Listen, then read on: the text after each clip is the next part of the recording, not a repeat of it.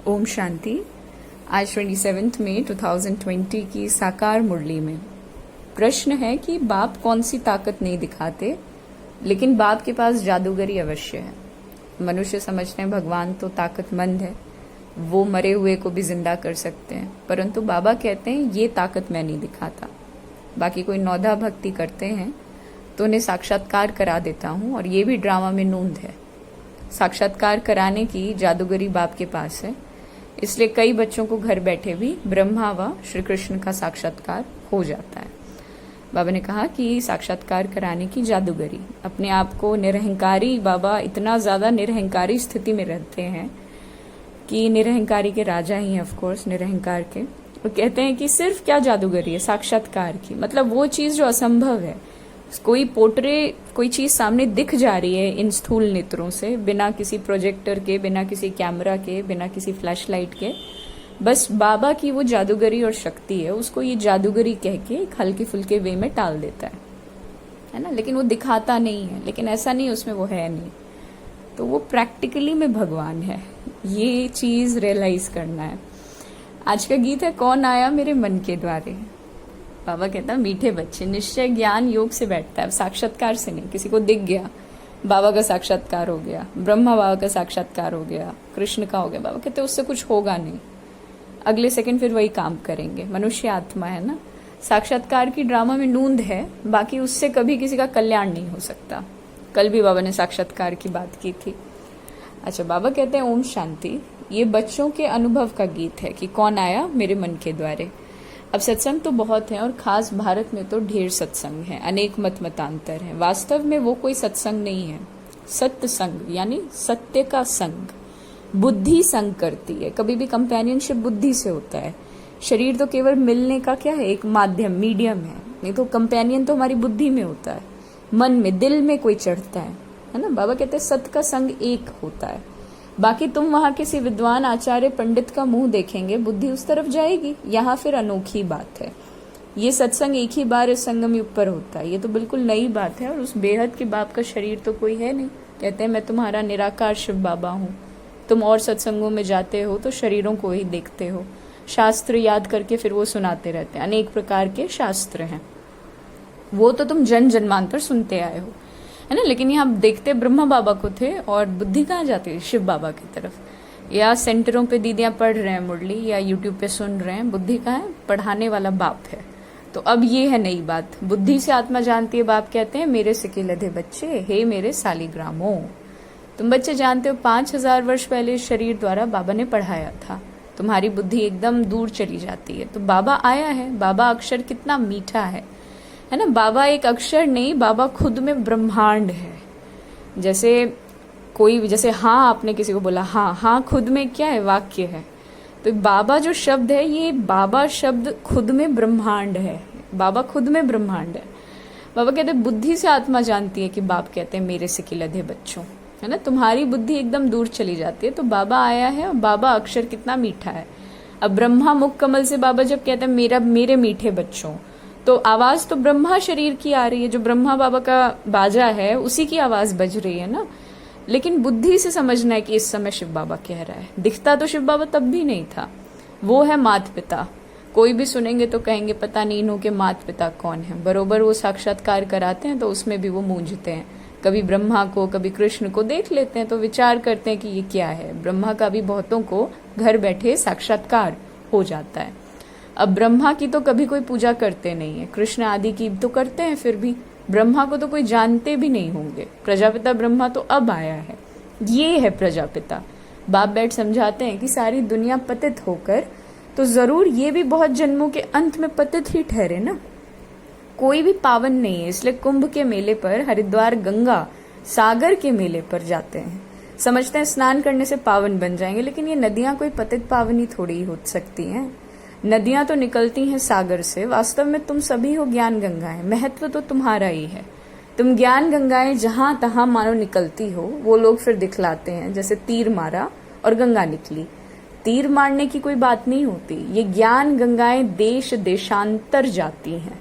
शिव बाबा कहते हैं ड्रामा के बंधन में तो मैं भी बंधा हुआ हूँ, सभी का पार्ट तो निश्चित किया हुआ है ना, मेरा भी पार्ट निश्चित है। कोई समझते भगवान तो बहुत ताकतमंद है, मरे हुए को जिंदा कर सकते हैं। इलॉजिकल चीज एक्सपेक्ट उससे करते हैं जो इस पूरे यूनिवर्स में सबसे ज्यादा लॉजिकल है ना, सबसे ज्यादा प्रैक्टिकल है। तो बाबा कहता है ये सब तो गपोड़े हैं, मैं आता हूं पढ़ाने के लिए, बाकी ताकत क्या दिखाऊंगा। साक्षात्कार की भी तो जादूगरी है ना। देखिए, नौधा भक्ति करते हैं तो मैं साक्षात्कार कराता हूँ, जैसे काली का रूप दिखलाते हैं, उन पर फिर वो तेल चढ़ाते हैं। अब ऐसी काली तो है नहीं ना, परंतु काली की नौधा भक्ति बहुत करते हैं। वास्तव में काली तो जगदम्बा है ना, काली का ऐसा रूप तो है नहीं, परंतु नौधा भक्ति करने से बाबा क्या करता है, भावना का भाड़ा दे देता है। काम चिता पर बैठने से काले बने, काली का अक्षर बाबा समझा रहे हैं।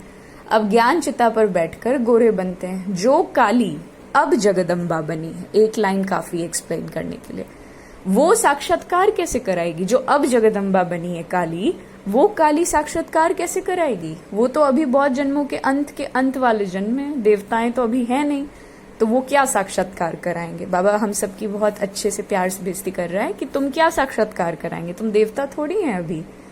बाप समझाते हैं ये साक्षात्कार की चाबी मेरे हाथ में है।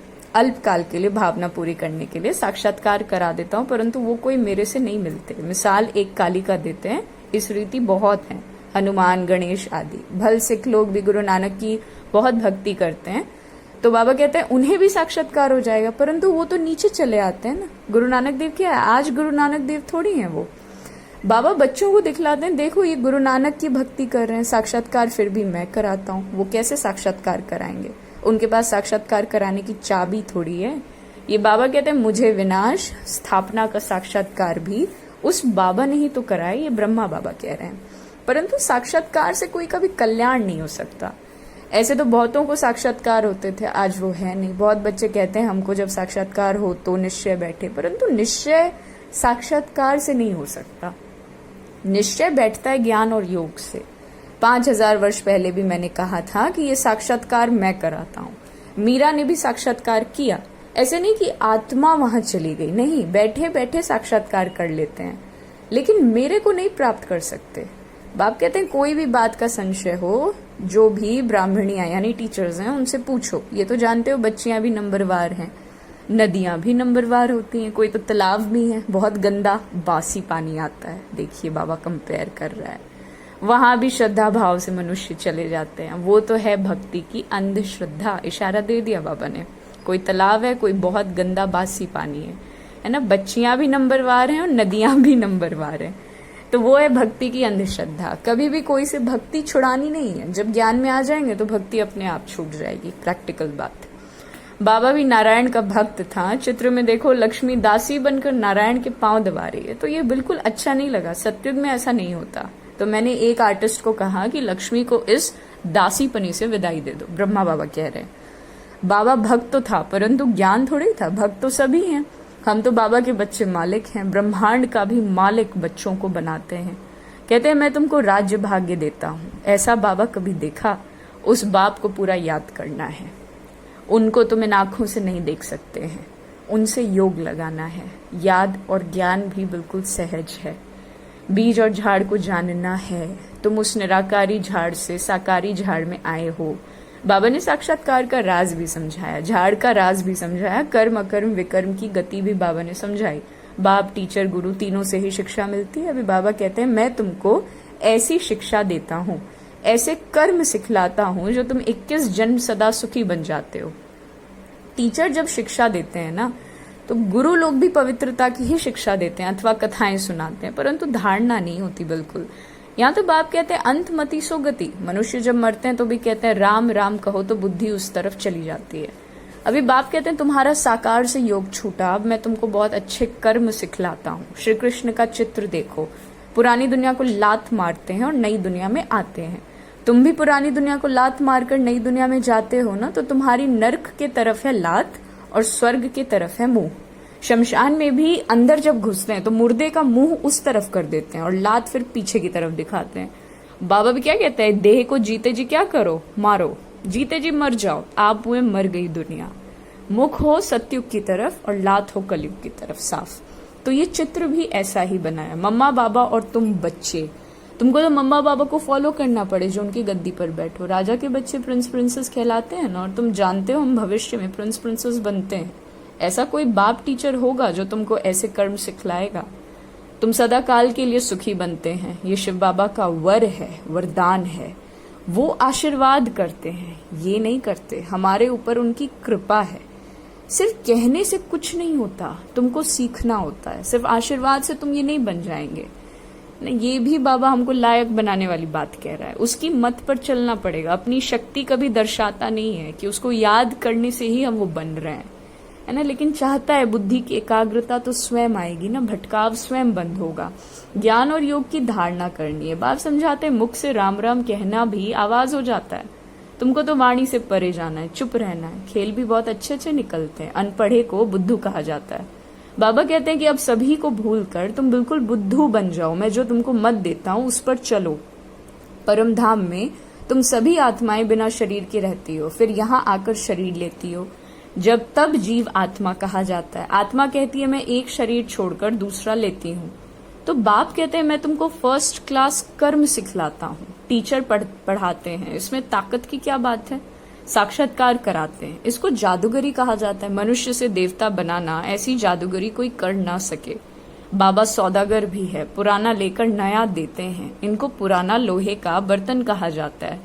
इनका कोई मूल्य नहीं है। आजकल देखो तांबे के भी पैसे नहीं बनते, वहां तो सोने के सिक्के होते हैं। वंडर है ना, क्या से क्या हो गया। बाप कहते हैं मैं तुमको नंबर 1 कर्म सिखलाता हूँ। मन मना भव हो जाओ। फिर है पढ़ाई, जिससे स्वर्ग का प्रिंस बनेंगे। अभी देवता धर्म जो प्रायलोप हो गया है वो फिर से स्थापन होता है। मनुष्य तुम्हारी नई बातें सुनकर वंडर खाते हैं। कहते हैं कि स्त्री पुरुष दोनों ही इकट्ठे रहकर पवित्र कैसे रह सकें, ये कैसे हो सकता है।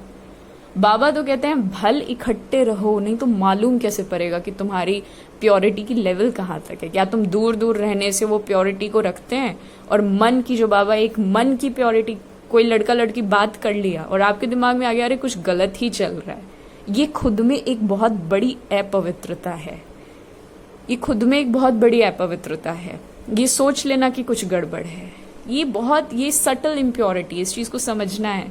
किसी व्यक्ति का हाथ पकड़ मात्र लेने से, किसी लड़के से बात कर लेने से, या ऑपोजिट बॉडी जेंडर से बात कर लेने, मतलब you are not talking to the soul. इसको तो एब्सोल्यूट बॉडी कॉन्शियसनेस कहा जाएगा। बाबा कहते हैं स्त्री पुरुष दोनों ही इकट्ठे रहे, पवित्र रह सकें। ये कैसे हो सकता है? दुनिया कहती है। बाबा कहते हैं भले इकट्ठे रहो, नहीं तो मालूम कैसे पड़ेगा। बीच में ज्ञान तलवार को रखना है, इतनी बहादुरी दिखानी है। परीक्षा होती है तो मनुष्य इन बातों में वंडर खाते हैं, क्योंकि शास्त्रों में तो ऐसी बातें ही नहीं है।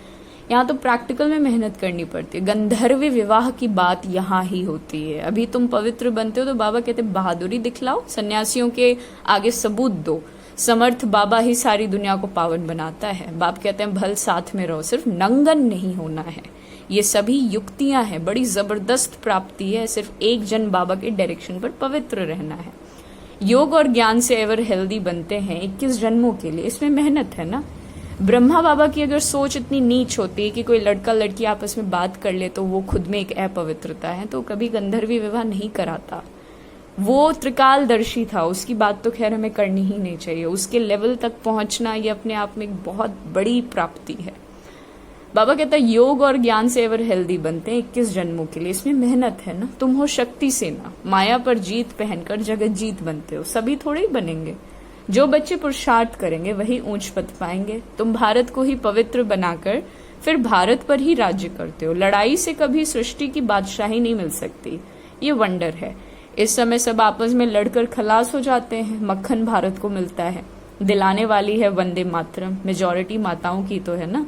अब बाबा कहते हैं जन जन्मांतर तुम गुरु करते आए, शास्त्र पढ़ते आए। अब हम तुमको समझाते हैं जज योर सेल्फ। राइट क्या है, रॉन्ग क्या है। सत्युग है राइटियस दुनिया, माया अनराइटियस तुम्हें बना देती है।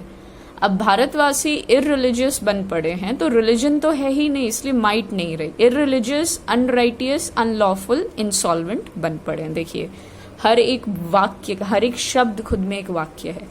इररिलीजियस, धर्म को भूल चुके हैं, बिल्कुल भूल गए।